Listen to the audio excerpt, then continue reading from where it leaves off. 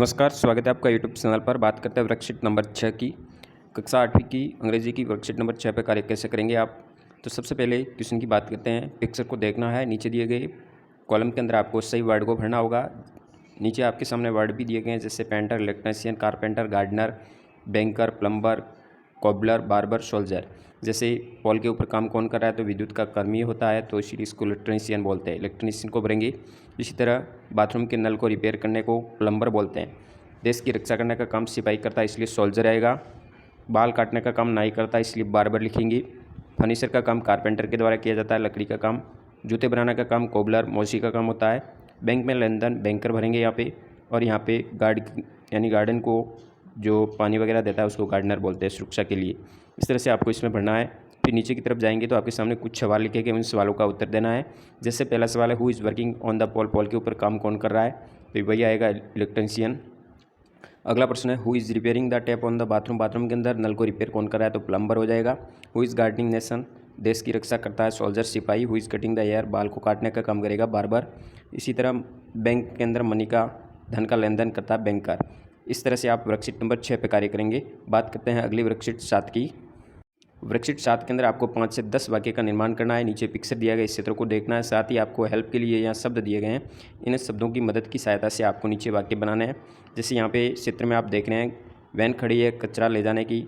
स्वच्छ भारत अभियान के तहत आपको इसके ऊपर, स्वच्छता के ऊपर आपको वाक्य का निर्माण करना है। तो इस तरह से आप ये वाक्य बना सकते हैं। जैसे देख रहे हैं, the garbage of the house should always be thrown in the dustbin. अपने घर का कचरा कचरा पात्र में ही डालना चाहिए। इससे संबंधित, साथ ही प्लांटर, इससे संबंधित आप वाक्य बना सकते हैं। Cleanness is good for our health, हमारे स्वास्थ्य के लिए सफाई बहुत ही ज़रूरी है। प्लास्टिक के बारे में, इस तरह से आप ये वाक्य निर्माण कर सकते हैं। तो वर्कशीट नंबर 7 पर आपको इस तरह से 5 से 10 वाक्यों को लिखना होगा। बात करते हैं वर्कशीट नंबर 8 की।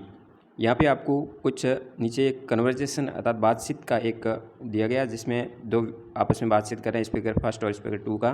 तो यहाँ दोनों बातचीत कर रहे हैं। इस बातचीत को अच्छी तरह से आपको पढ़ना है। पढ़ने के उपरांत नीचे दिए गए प्रश्नों का उत्तर देना है। जैसे पहला प्रश्न है, who do you think are engage in the conversation, यानी किनके बीच में बातचीत हो रही है उसके बारे में। तो इसका उत्तर राइट होगा C, a young girl and her neighbour, यानी पड़ोसी और एक युवा लड़की के बीच में ये बातचीत हो रही है। इस तरह से आपको ये इसका आंसर राइट करना होगा। इसी तरह दूसरा सवाल है, where do you think they are having this conversation, या कहाँ पे खड़े हैं, तो ये हो जाएगा इसमें पार्क से संबंधित, इसमें बी राइट करेंगे। तीसरे प्रश्न में आपको राइट करना है, speaker is happy, C write करेंगे। और गोइंग टू पुणे, कैसे जा रहे हैं, इसका कारण होगा सी वर्क्स देयर, यानी वहाँ पे जॉब करते इसलिए जा रहे हैं। इस तरह से आपको वर्कशीट 8 नंबर पर ये आंसर देने होंगे। वर्कशीट 8 के बाद आपके आता है फॉर्मेटिव असेसमेंट फर्स्ट। तो आकलन असेसमेंट 1 के ऊपर आपको कैसे कार्य करना है। पहले प्रश्न के अंदर आपका, और लाइब्रेरी हैज़ मैनी बुक्स, जहाँ पे हम बुक्स रखते हैं उनको क्या कहते हैं, यानी जो लाइब्रेरी है वो सेंटेंस में प्रयोग किया गया है। तो ये वाक्य लोगों को दर्शा रहा है, स्थान को, वस्तु को या जानवर को, तो ये स्थान होता है, प्लेस के ऊपर टिक करेंगे। इसी तरह दूसरे प्रश्न में, what does a lawyer do, यानी जो वकील का कामकाज करता है वो क्या करता है, फाइट, कैसे इस केस को लड़ता है, तो 2 नंबर राइट होगा। अगले में आपके सामने एक पिक्चर दिया गया है, इसके ऊपर करेक्ट, तो ऐसा पिक्चर जब रोड के ऊपर होता है कि बम्प हेड का होता है, जंप का, इसीलिए 2 नंबर राइट होगा। इसी तरह अगले में आपको what command you will give in someone attention के लिए, तो लिसन टू मी, सुनने के लिए कहेंगे हम, इसमें 2 नंबर राइट करेंगे। फिर आपको यहाँ पे अपने स्कूल का नाम लिखना है, तो माई स्कूल नेम इज़ ये, जो भी आपके स्कूल का नाम हो। फिर आपको 3 सेंटेंसेस यूज़ करना है, जैसे एनिमल के आधार पर एक बनाना है, एक वस्तु थिंग के आधार पर और एक प्रश्न के आधार पर। तो जैसे the zebra is black and white, ऐसे बना सकते हैं। दिस इज़ ए बुक, अपनी ये थिंग वस्तु पे बना सकते हैं। राधा इज़ डांसिंग, ये प्रश्न पे बन गया। इस तरह से आपको तीनों पे अलग अलग एक वाक्य निर्माण करना होगा।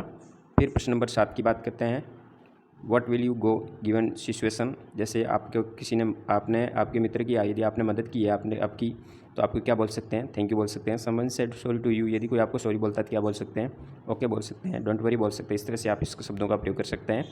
नीचे की तरफ 8वें शब्द के अंदर वापस 5 वर्ड दिए गए और 5 वर्डों पर आधारित 5 सेंटेंस पिक्चर के आधार पर आपको बनाना है। इस चित्र को देख करके आप इस तरह से 5 वाक्य बना सकते हैं और अपनी वर्कबुक पे कार्य कर सकते हैं। तो इस तरह से आपको फॉर्मेटिव असेसमेंट फर्स्ट को पूर्ण करना होगा। साथ ही इससे 7-8 पे कार्य कर सकते हैं। धन्यवाद। जय हिंद, वंदे मातरम।